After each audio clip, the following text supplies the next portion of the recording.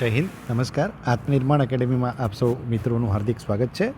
આજે આપણે mental health care act 2017 વિશે ચર્ચા કરશું અને આની અંદર જેટલા પણ ઇમ્પોર્ટન્ટ સેક્શન છે બરાબર એને આપણે જોવાનો પ્રયત્ન કરશું અને ક્વેશ્ચન તમારા એની અંદરથી જ હશે.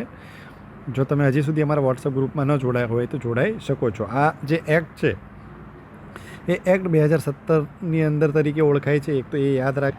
તો પ્રિલિમિનરી આપણે જોઈએ તો આ એક્ટને શું તરીકે ઓળખવામાં આવશે? The mental health care act 2017 ક્યાં આગળ લાગુ પડશે? તો હોલ ઓફ ઇન્ડિયા, આખા ભારતની અંદર આ લાગુ પડશે. અને ક્યારથી લાગુ પડશે? It shall come in to force on such dates as the central government may by notification in official gazette appoint on or on the date of completion of the period of 9 months from the date on which mental health care act receive assent of president.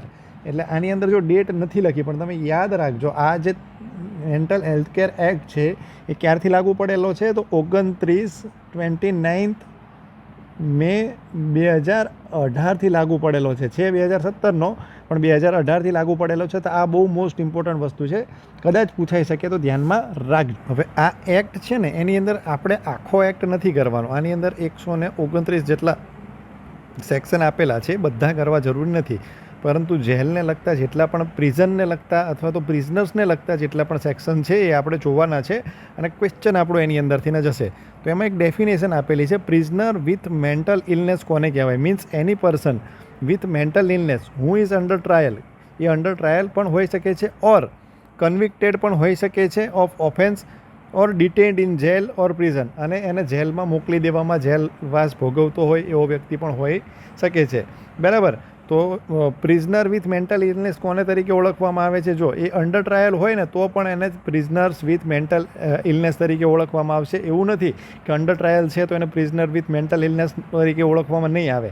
Definition તો એ જ કહી રહી છે આપણને. જો એ under trial હશે તો પણ એને પ્રિઝનર વિથ મેન્ટલ ઇલનેસ અથવા તો એ કન્વિક્ટેડ કોઈ ગુનામાં થઈ ગયેલો હશે, બરાબર, કોઈ ગુનો એનો સાબિત થઈ ગયો હશે ને એને જેલ ભોગવી રહ્યો હશે, જેલની અંદર એને મોકલી દેવામાં આવ્યો હશે, તો એવા વ્યક્તિને પ્રિઝનર વિથ મેન્ટલ ઇલનેસ તરીકે આપણે એને ઓળખીશું. એના પછી સેક્શન 27 આપણે જોવાનું છે, right to legal aid. A person with mental illness shall be entitle to receive free legal services exercise his rights given under this act. તમને આ એક્ટ છે ને આ સેક્શન સીધો પૂછી શકે છે કે ભાઈ કોઈ પણ મેન્ટલી ઇલનેસ ધરાવતો ગુનેગાર છે અથવા તો